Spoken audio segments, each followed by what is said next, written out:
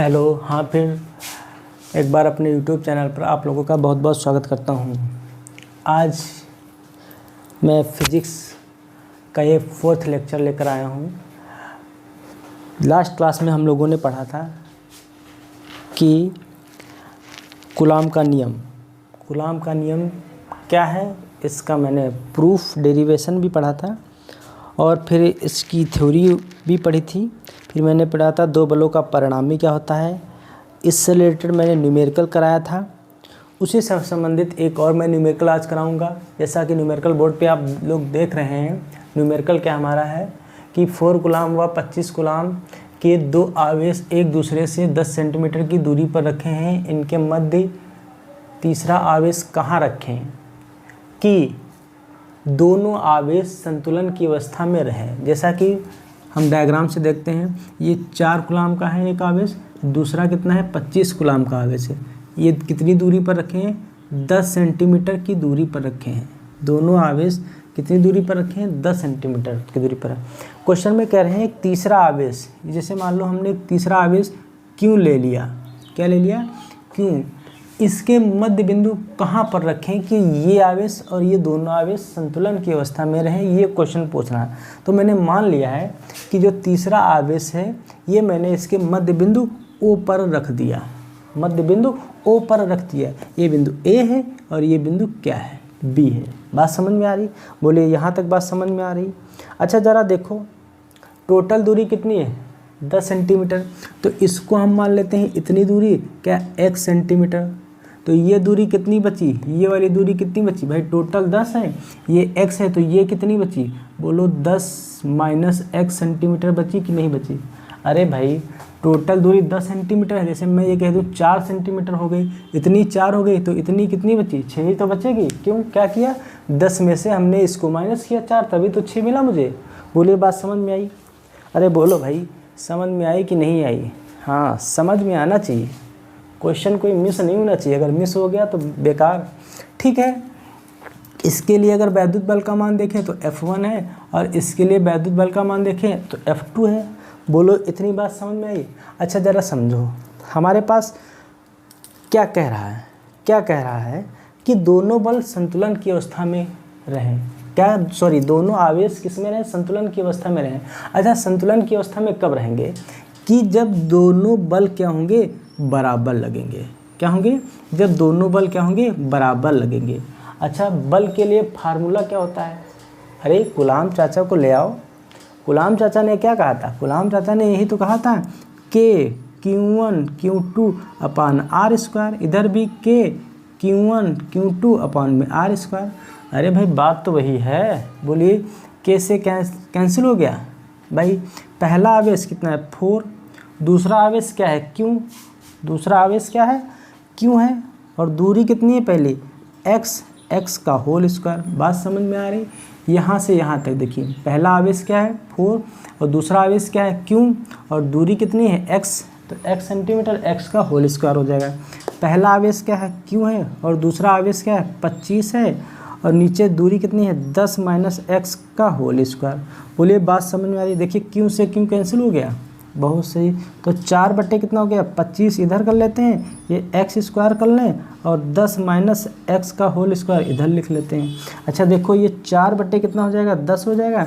इसको जैसे x बटे 10 माइनस x लिख लें, ये होल स्क्वायर लगा लें। ठीक है, ये होल स्क्वायर इधर लगा दें, मतलब ये 4 बटे 10 लिख लें, ये क्या है x बटे 10 माइनस का x लिख लें। तो यहाँ से मिलेगा क्या हमें भाई, 4 का वर्गमूल 2 होता है, और नीचे कितना है, सॉरी 25 है, 10 नहीं है, क्या है 25 है। यहाँ पे कितना है, 25 है, 10 नहीं है भैया, सब गड़बड़ करा दिए। ठीक है, यहाँ कितना हो जाएगा, ये 5 हो जाएगा। ये x बटे कितना हो गया, 10 माइनस x हो गया, क्रॉस मल्टीप्लाई करा लीजिए। ये कितना है 10x हो जाएगा, माइनस का 2x हो जाएगा, ये कितना हो जाएगा 5x, तो हो गया 10x। नहीं, कुछ गलत हो रहा, क्या कुछ गलत हो रहा है, मुझे लग रहा है भाई, मुझे तो लग रहा है कुछ गलत हो रहा है। हाँ, गलत हो रहा है, कैलकुलेशन गलत हो रही है, कैलकुलेशन, हाँ थोड़ा सा मिस्टेक हो गई भाई, लिखने में गलती हो गई। देखिए एक ये गलती हो गई है, थोड़ा सा ध्यान दीजिएगा भाई। तो ये कितना हो जाएगा, 10 दूना 20 माइनस का ये हो गया 2x, ये कितना हो गया 5x, ठीक है। तो ये कितना हो जाएगा 20 हो जाएगा, ये उधर जाएगा प्लस का, तो कितना हो जाएगा 7x। तो x इक्वल टू कितना हो गया 20/7। तो ये वाला जो आवेश है 20/7 सेंटीमीटर की दूरी पर रखें तो दोनों आवेश किस अवस्था में रहेंगे, संतुलन की अवस्था में रहेंगे। बोलिए समझ में आया भाई। क्वेश्चन बहुत इंपॉर्टेंट है, आप लोग करिएगा, ठीक है। आज हम पढ़ाने जा रहे हैं वैद्युत क्षेत्र, ठीक है। नेक्स्ट इसी फर्स्ट चैप्टर में हमारी नेक्स्ट हेडिंग रहेगी वैद्युत क्षेत्र, मतलब इलेक्ट्रिक फील्ड। वैद्युत क्षेत्र है क्या, समझिएगा। वैद्युत क्षेत्र, वैद्युत क्षेत्र क्या होता है, इसकी परिभाषा पूछ लेता है कभी कभार। तो क्या बताएंगे आप लोग, किसी आवेश अथवा आवेश समुदाय के चारों ओर का वह क्षेत्र। क्या, किसी आवेश अथवा आवेश समुदाय के चारों ओर का वह क्षेत्र, लिखते हैं हम भी, किसी आवेश अथवा आवेश समुदाय के चारों ओर का वह क्षेत्र जिसमें कोई अन्य आवेश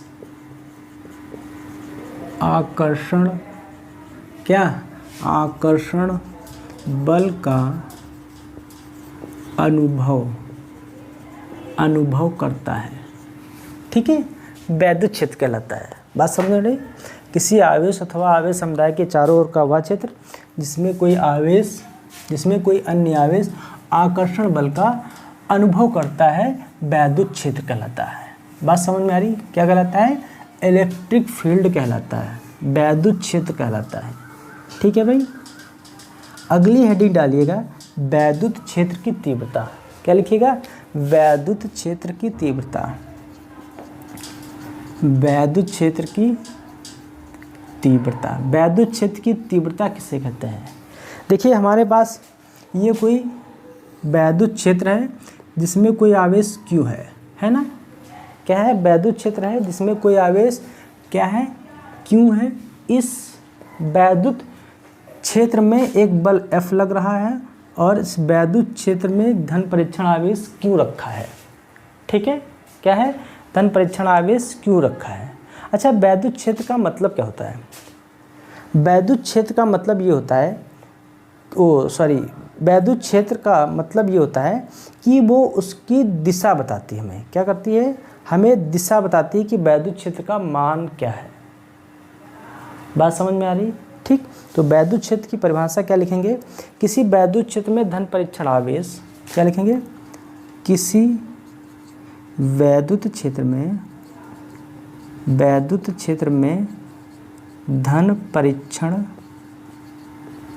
परीक्षण आवेश पर लगने वाला वैद्युत बल तथा परीक्षण आवेश तथा धन परीक्षण आवेश, क्या, तथा धन परीक्षण आवेश तथा धन परीक्षण आवेश, धन परीक्षण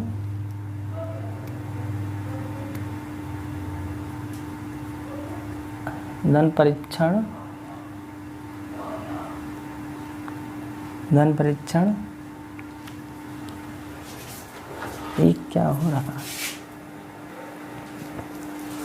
तथा वैद्युत बल तथा परीक्षण आवेश के मान, क्या लिखेंगे, परीक्षण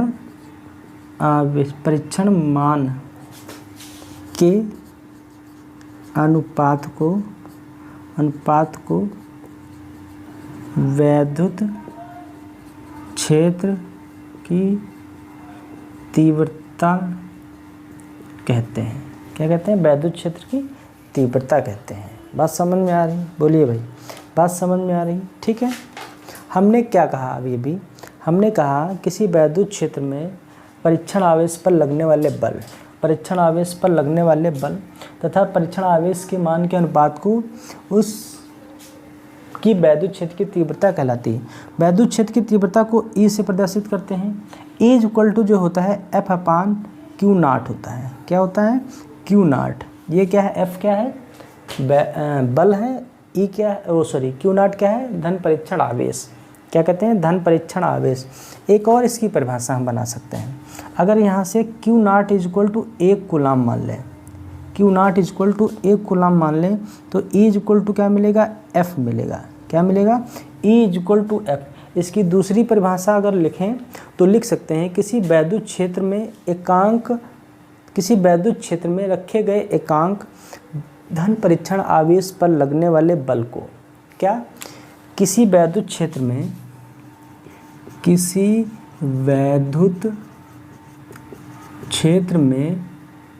धन एकांक क्या? किसी वैद्युत क्षेत्र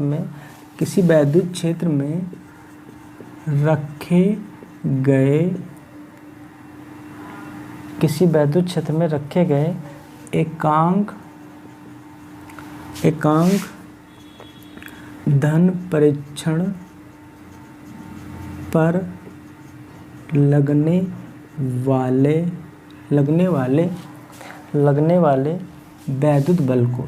वाले वैद्युत बल को उस बिंदु पर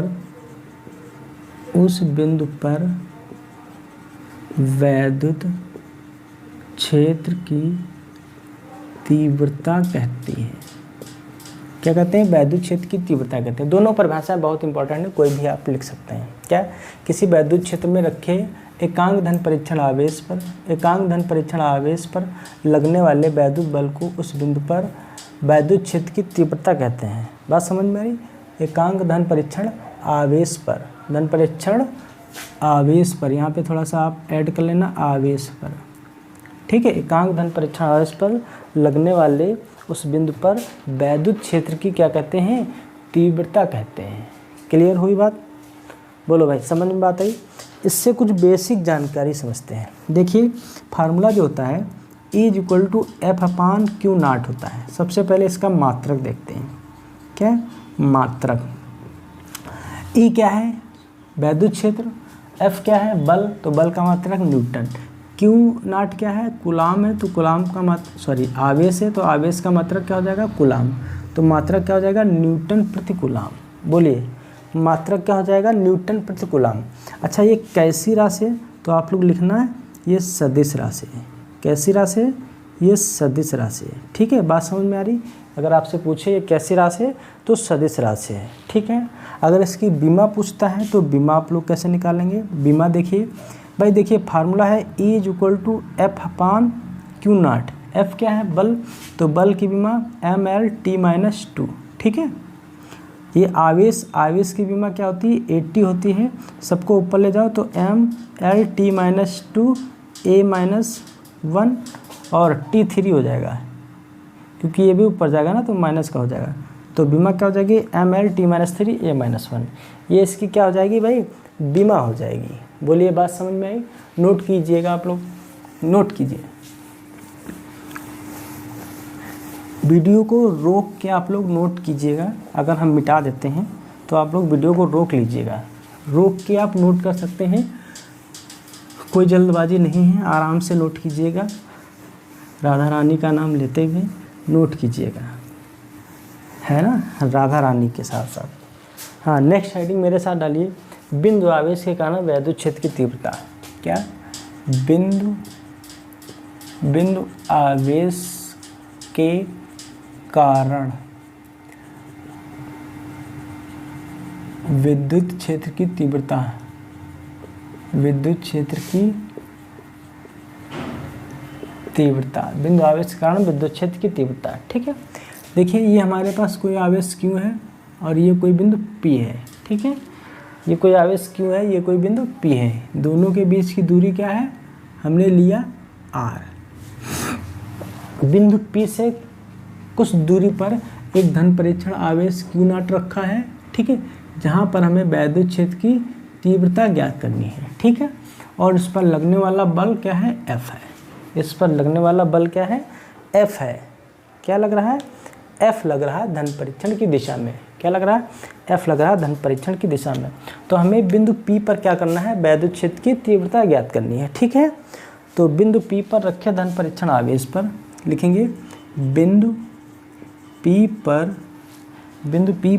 रखे धन परीक्षण आवेश पर लगने वाला बल, धन परीक्षण आवेश पर लगने वाला बल। भाई बल F इक्वल टू क्या होगा, वही कूलाम के नियम से। क्या लिखिए, लगने वाला बल क्या लिखेंगे, कूलाम के नियम से। कूलाम के नियम से, कूलाम का नियम कहता है F equal to 1/4 pi epsilon naught जगह Q1 अपान R स्क्वायर। अच्छा देखिए, पहला आवेश क्या है यहाँ पर, Q है, दूसरा आवेश क्या है, धन परीक्षण आवेश Q0 है। क्या है, धन परीक्षण आवेश Q0 है। तो F इक्वल टू क्या लिखेंगे, 1/4 पाई एप्सिलॉन नॉट, पहला आवेश Q, दूसरा आवेश Q0, दूरी क्या हो जाएगी R। ये समीकरण क्या हो गई, फर्स्ट। बोलिए इतनी बात समझ में आई। हमें निकालना है बिंदु P पर विद्युत क्षेत्र की तीव्रता, है ना। तो लिखेंगे अतः बिंदु P पर विद्युत क्षेत्र की तीव्रता, क्या लिखेंगे, सॉरी वैद्युत क्षेत्र की तीव्रता, वैद्युत क्षेत्र की तीव्रता। ठीक, यहाँ भी गलत हो गया, सही कर लेते हैं। ये क्या हो जाएगी, अभी भी हमने पढ़ा E equal to F upon Q0 होता है। क्या होता है, E equal to F upon Q0। अच्छा देखिए, अगर यहाँ पर हम F के स्थान पे ये वाली वैल्यू रख दें तो यहाँ पे लिखिए समीकरण फर्स्ट से, तो यहाँ पे E इक्वल टू क्या मिलेगा, 1/4 पाई एप्सिलॉन नॉट जगह Q0 अपॉन R स्क्वायर, और ये क्या हो जाएगा Q0। ठीक, Q0 से Q0 कैंसिल, तो मिला क्या मुझे 1/4 पाई एप्सिलॉन नॉट जगह Q अपान R स्क्वायर। ये क्या मिली हमें, ये हमें क्या मिली, बिंदु P पर विद्युत क्षेत्र की तीव्रता। ये क्या मिली, बिंदु P पर विद्युत क्षेत्र की तीव्रता। ठीक है, कुछ बेसिक जानकारी, अगर हमारा आवेश माध्यम कैसा हो, निर्वात हो, कैसा हो, निर्वात हो।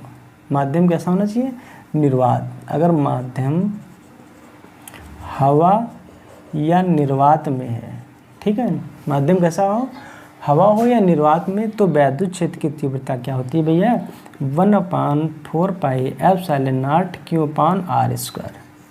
ठीक है, सेकंड पॉइंट क्या है, अगर माध्यम में हो, यदि माध्यम में आवेश हो, माध्यम कैसा हो, हवा हो या निर्वात, ठीक है, माध्यम कहाँ होना चाहिए, ये थोड़ा गलत लिख लिया। अगर आवेश कहाँ होना चाहिए, हवा में हो या निर्वात में हो, तो हमारा ये हो। और आवेश अगर किसी माध्यम में हो, आवेश किसी माध्यम में हो, कहाँ होना चाहिए, माध्यम में हो, तो E इक्वल टू क्या होता है, 1/4 पाई एप्सिलॉन नॉट के Q अपान R स्क्वायर। तब ये लिखेंगे फार्मूला। ठीक है, नोट कीजिए भाई, क्या कीजिए, नोट कीजिए, क्या कीजिए, नोट कीजिए। हाँ ठीक है, नोट हो गया। अच्छा यहाँ से एक बात देखिए, यहाँ से एक बात मुझे समझ में आ रही। अच्छा जैसे देखिए E इक्वल टू ई ये व्युत्क्रमानुपाती है 1/R स्क्वायर के। ज़रा समझिएगा, ये बात समझ में आ रही है। E indirectly proportional 1/R square. ये क्या है, अगर यहाँ से क्या है, अगर यहाँ से देखिए, अगर दूरी बढ़ रही है तो वैद्युत क्षेत्र की तीव्रता क्या हो जाएगी, घट जाएगी। बात समझिएगा, इसको हम इस फॉर्म में लिख सकते हैं। बहुत ही इंपॉर्टेंट बात है, इसको नोट पॉइंट के रूप में लिखिएगा आप, बहुत इंपॉर्टेंट बात है। E इनडायरेक्टली प्रोपोर्शनल 1/R बन क्या रहा है, देखिए ज़रा। जैसे हमारे पास ये है R दूरी है, और ये क्या है E, ठीक है, ये क्या है, इलेक्ट्रिक फील्ड है। अगर हमारे पास दूरी बढ़ रही है, दूरी बढ़ रही, तो वैद्युत क्षेत्र की तीव्रता क्या हो जाएगी, घट जाएगी। बात समझ में आए। तो इसका आकार कैसा होगा, इसका आकार होगा अति परवलयाकार, अति परवलयाकार। बात समझ में आ रही? इसका आकार कैसा होगा? अति परवलयाकार। बोलो बात समझ में आई भैया? ये बहुत इंपॉर्टेंट बात है। क्या है? बहुत इंपॉर्टेंट बात, राज की बात है, सबको नहीं बताता हूँ, तुमको मैं बता रहा हूँ, इसलिए चुपचाप नोट कर लो,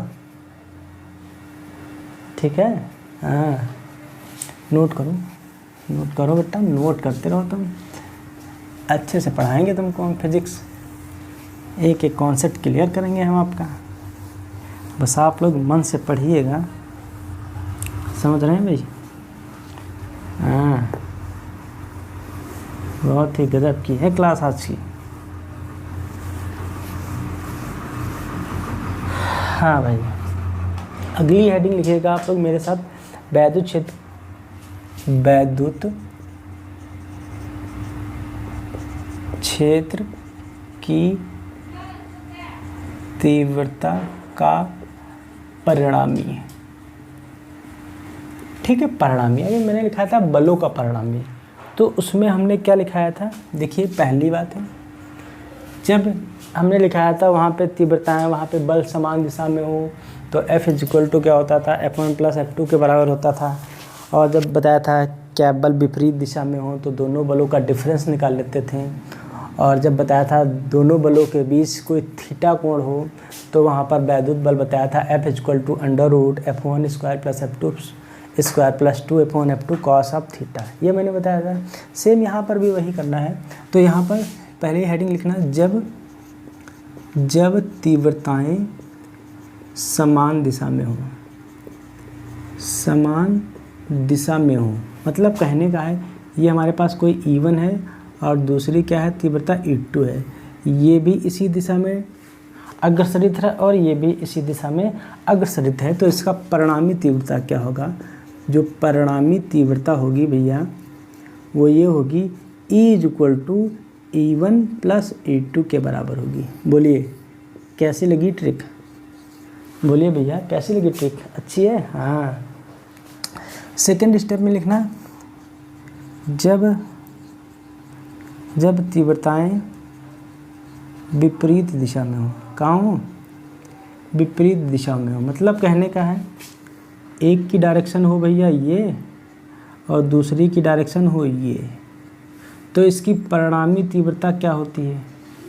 तो इसकी परिणामी तीव्रता क्या होगी भैया? परिणामी तीव्रता वही होती है, कौन सी होती है?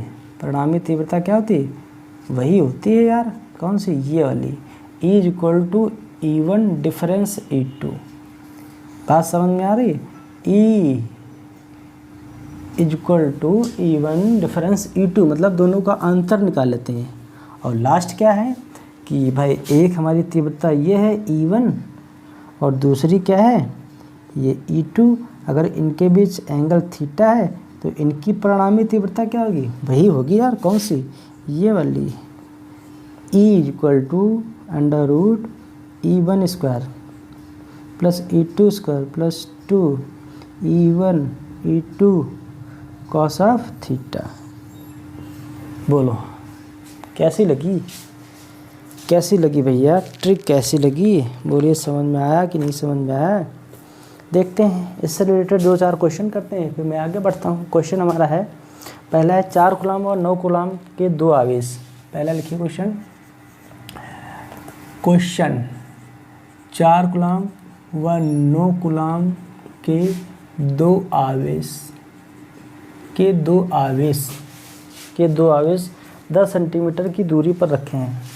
कहाँ रखे हैं? 10 सेंटीमीटर की दूरी पर रखे हैं। कहाँ रखे हैं?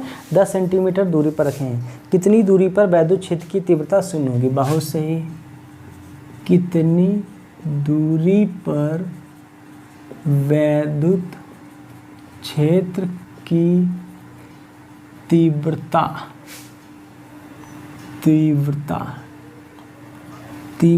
शून्य होगी? ये आपसे पूछ रहे हैं क्वेश्चन में, बहुत गजब का क्वेश्चन है। क्या करें? कितनी दूरी पर वैद्युत क्षेत्र की तीव्रता क्या होगी? शून्य होगी। ये क्वेश्चन हमसे पूछे हैं। कोई बात नहीं भाई। पहला क्वेश्चन क्या है? 4 कूलम्ब का दूसरा क्या है 9 कूलम्ब का, दोनों के बीच 10 सेंटीमीटर की दूरी पर है, दोनों आवेश क्या है 10-10 सेंटीमीटर की दूरी पर रखे हैं, ठीक है। तो हम क्या करते हैं, मान लेते हैं, कह रहे हैं कितनी दूरी पर वैद्युत क्षेत्र की तीव्रता शून्य होगी। तो मान लेते हैं इनके मध्य बिंदु में एक बिंदु P स्थित है। क्या, दोनों आवेशों के मध्य बिंदु में एक बिंदु P स्थित है, जहां पर हमें वैद्युत क्षेत्र की तीव्रता शून्य प्राप्त होगी। ये मैंने क्या किया है, मानना है अपनी तरफ से, ठीक है, कोई दिक्कत। अच्छा देखो क्या है, ये मैंने मानना है, ठीक है।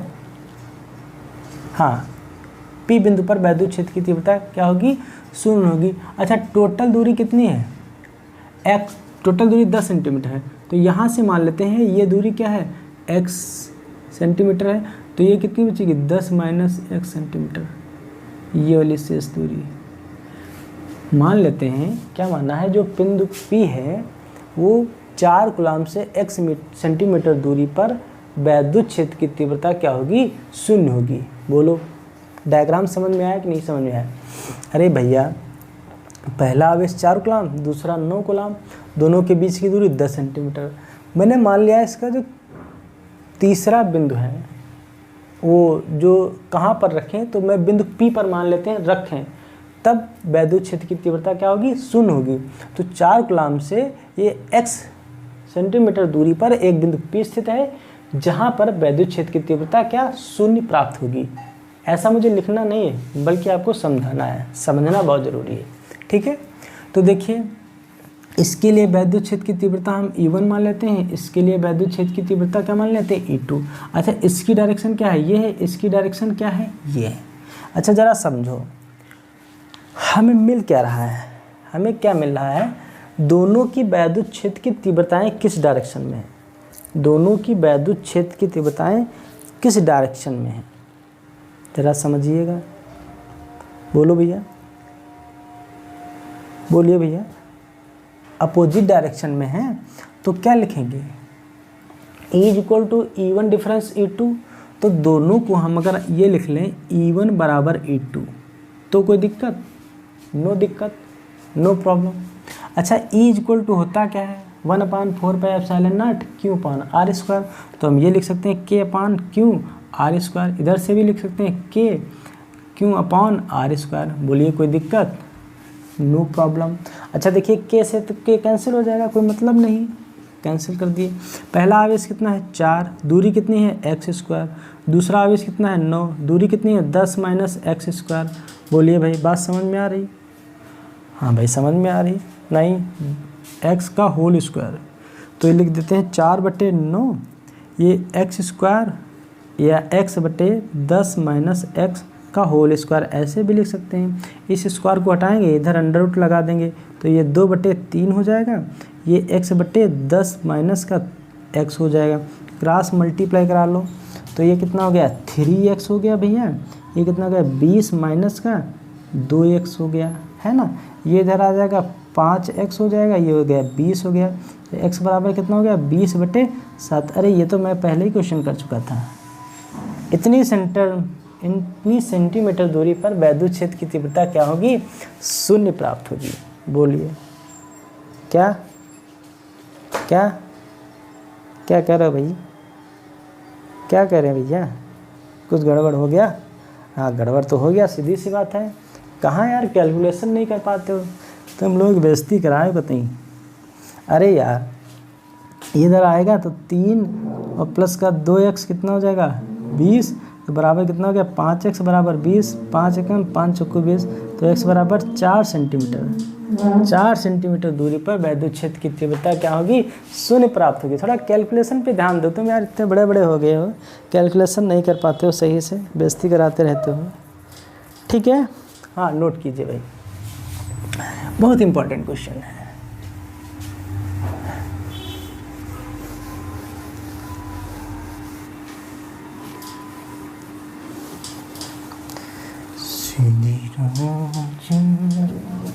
हाँ हो गया नोट। अगली हेडिंग लिखिए वैद्युत द्विध्रुव। क्या लिखिए, वैद्युत द्विध्रुव। इलेक्ट्रिक डायपोल, क्या लिखेंगे? Electric dipole. वैद्युत द्विध्रुव क्या होता है?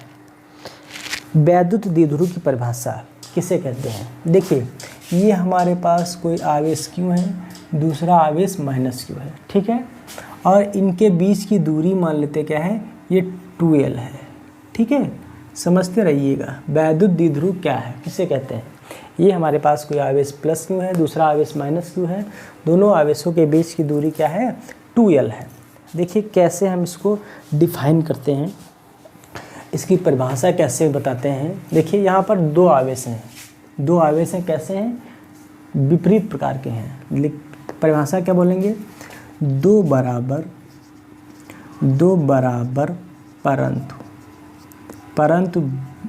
परंतु विपरीत प्रकार के आवेश, परंतु विपरीत प्रकार के आवेश, दो बराबर परंतु विपरीत प्रकार के आवेश एक दूसरे से क्या, एक दूसरे से अल्प दूरी पर स्थित होते हैं। तो इस प्रकार के बने निकाय को क्या लिखेंगे, तो इस प्रकार के बने निकाय को वैद्युत द्विध्रुव कहते हैं। क्या कहते हैं, वैद्युत द्विध्रुव कहते हैं। बात समझ में आ रही? इसके लिए अगर एग्जाम्पल की बात देखें तो आप H2O लिख सकते हैं, HCl लिख सकते हैं, NaCl लिख सकते हैं। H2O आपका जिससे आप जीते हैं, है कि नहीं, जिसके बिना आप जी नहीं सकते हैं, और HCl ज़िंदगी इसके बिना भी अधूरी है, NaCl इसके बिना तो सब कुछ अधूरा है, खाना पीना सब अधूरा ही है ना, ठीक है। हाँ, नोट करते रहिए भाई मेरे साथ साथ, नोट ज़रूर कीजिएगा। अगर आप नोट नहीं करेंगे तो सब बेकार है, नोट ज़रूर कीजिएगा।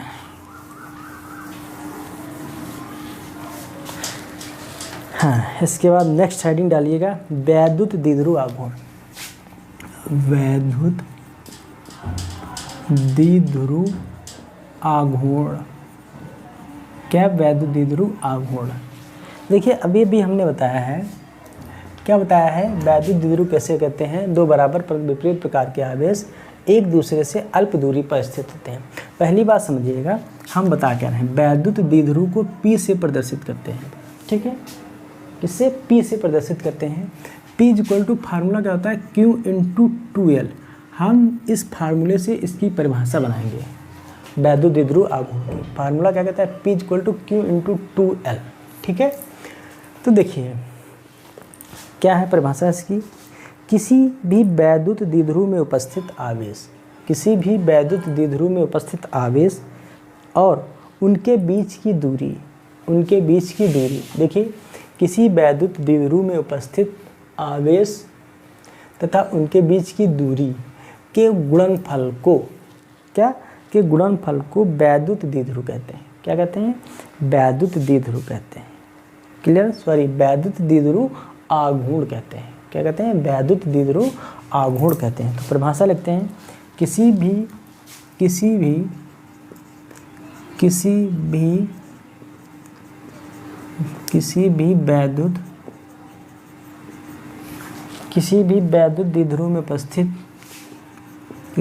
वैद्युत द्विध्रुव में उपस्थित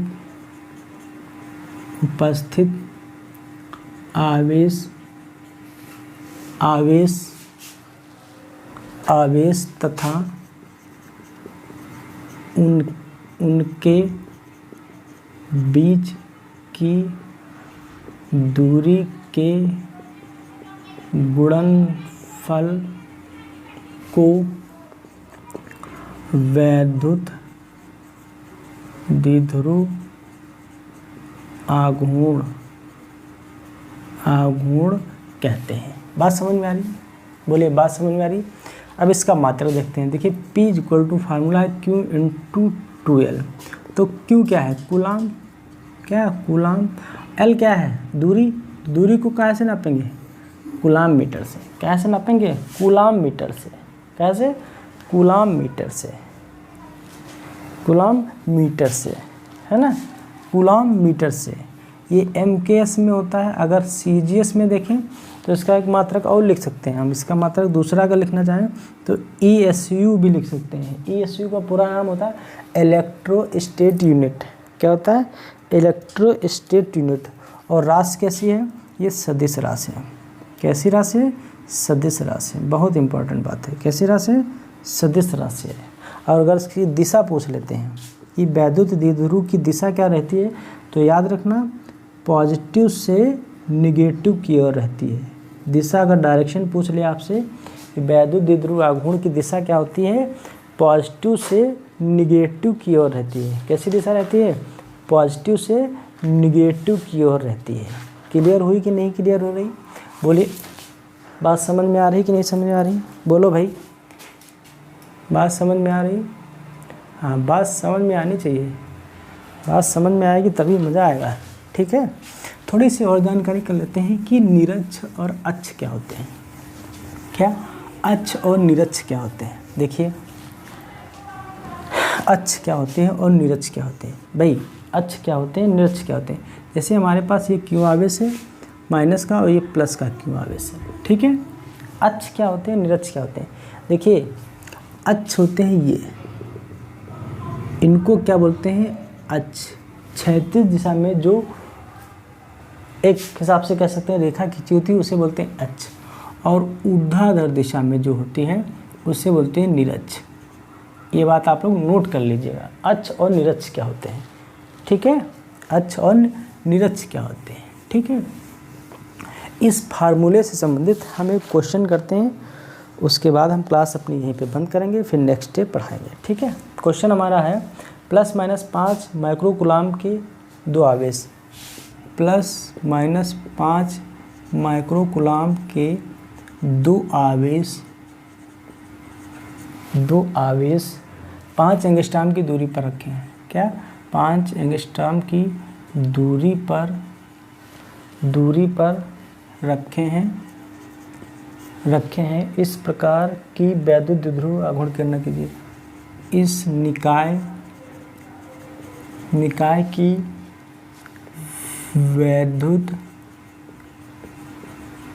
द्विध्रुव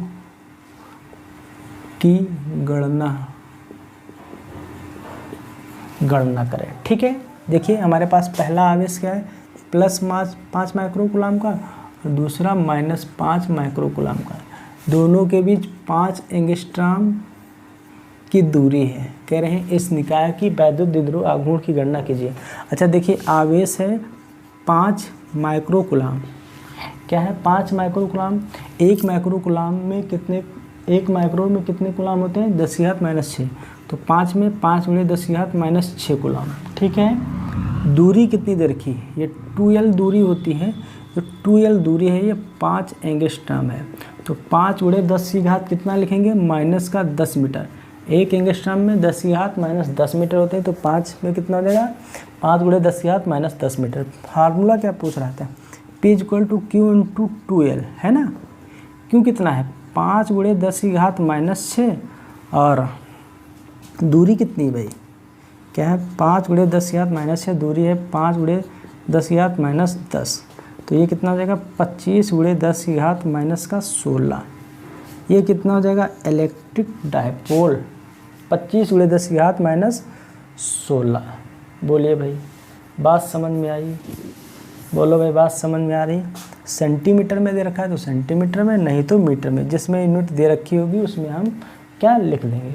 ठीक है भाई, आज के लिए थैंक यू, नेक्स्ट डे फिर से पढ़ाएंगे।